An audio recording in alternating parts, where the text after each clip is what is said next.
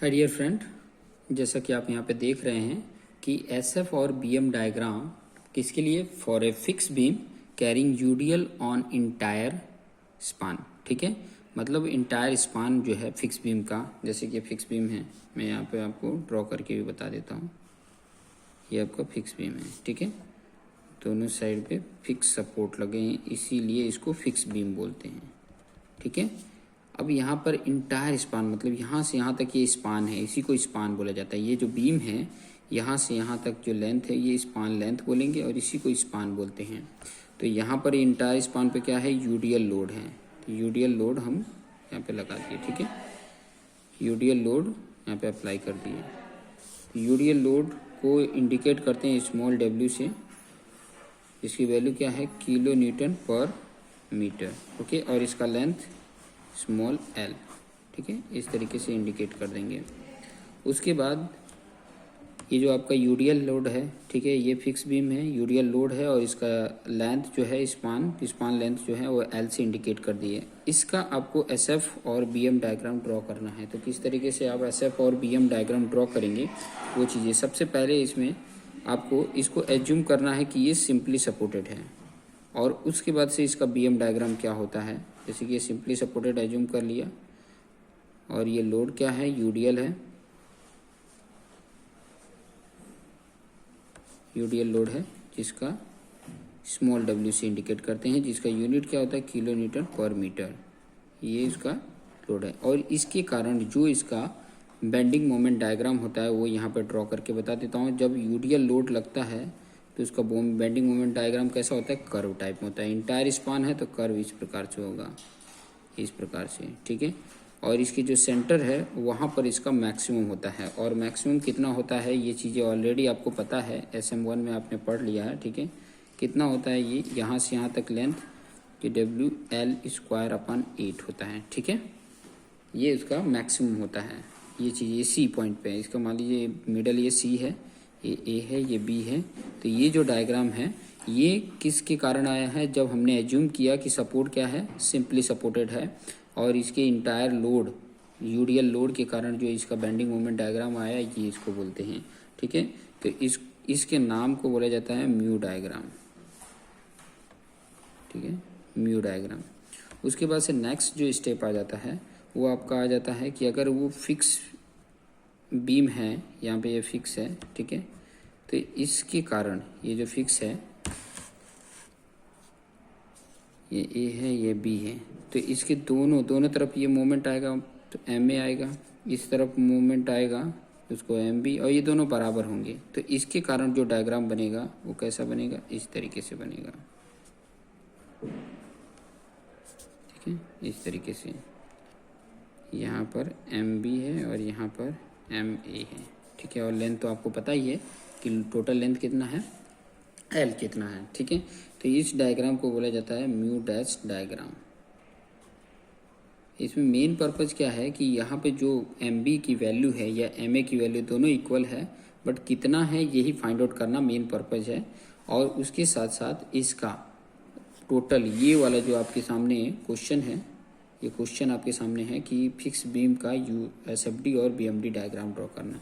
तो यहाँ पे BMD आपको पता चल गया कि BM कैसे डायग्राम, अब दोनों को कंबाइन कर देंगे तो किस तरीके से बन जाएगा, इस तरीके से, ठीक है। और ये कैसा था, इस तरीके का था, ठीक है, इस तरीके का था। तो ये आपका पोर्शन जो होता है निगेटिव आ जाता है, ये वाला पोर्शन पॉजिटिव आ जाएगा और ये निगेटिव आ जाएगा। तो इस तरीके का आपको पोर्शन देखने को मिल गए, ठीक है। और ये हो जाता है BM डायग्राम। BM डायग्राम के साथ साथ इसका कई बार पूछ देता है SF डायग्राम भी। तो SF डायग्राम किस तरीके से ड्रॉ होगा, तो ऑलरेडी आपको पहले SF कैलकुलेशन आना चाहिए। SF कैलकुलेशन में देखिए यहाँ पर आपका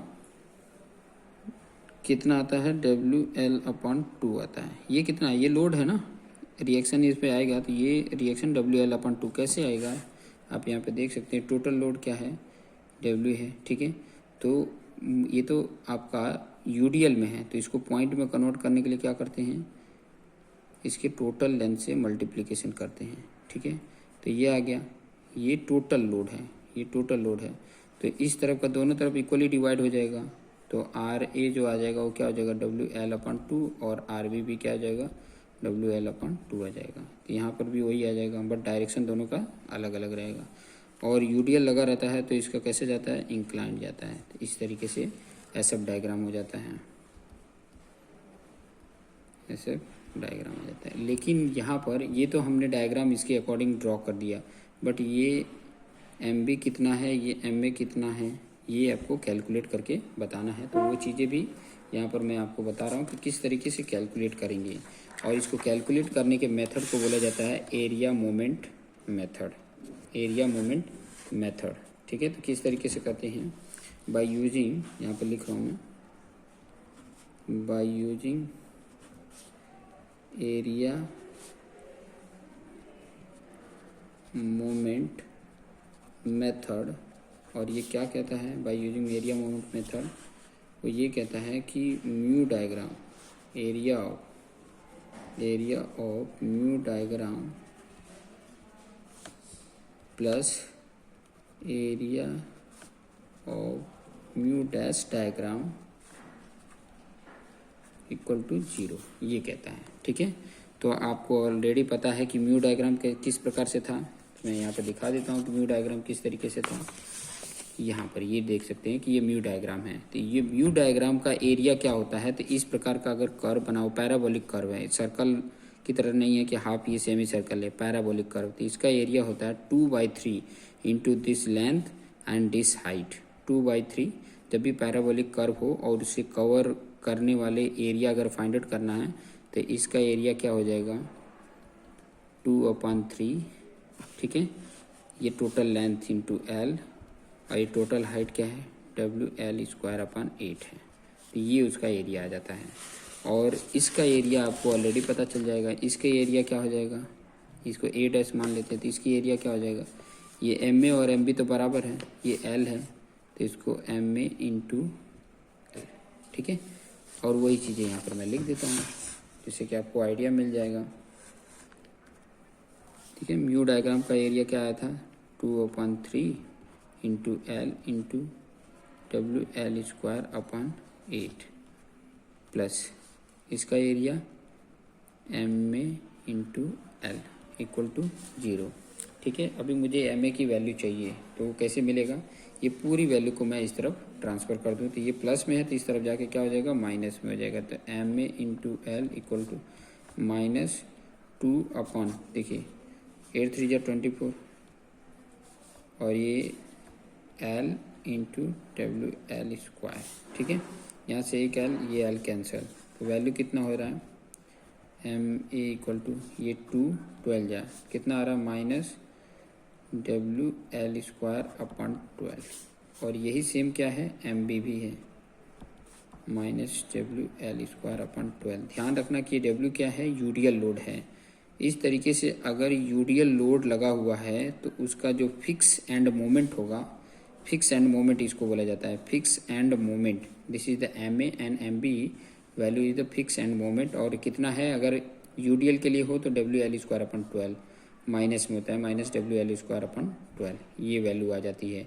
और हमने इसके प्रीवियस वाले में आपको समझाया था मैंने कि अगर सेंट्रल पॉइंट लोड लग रहे हैं तो उसके फिक्स एंड मोमेंट क्या आ रहे थे, वो चीज़ें भी मैंने आपको समझा दिया था। और कितना आ रहा था WL/8 आ रहा था, माइनस में WL, वहाँ पे W क्या था पॉइंट लोड था, यहाँ पे W क्या है यूडीएल लोड है। ठीक है, ये चीज़ें ध्यान में रखेंगे। ओके, तो इस तरीके से आप आसानी से कैलकुलेट कर सकती हैं। इसके साथ साथ इसमें ऑलरेडी मैंने SF के लिए RA रिएक्शन भी फाइंड आउट करना बता दिया, और इसके साथ साथ ये भी कैलकुलेट करने आता था पॉइंट ऑफ कॉन्ट्राफ्लेक्चर। ऑलरेडी ये प्रीवियस वाले लेक्चर में मैंने एक्सप्लेन कर दिए हैं।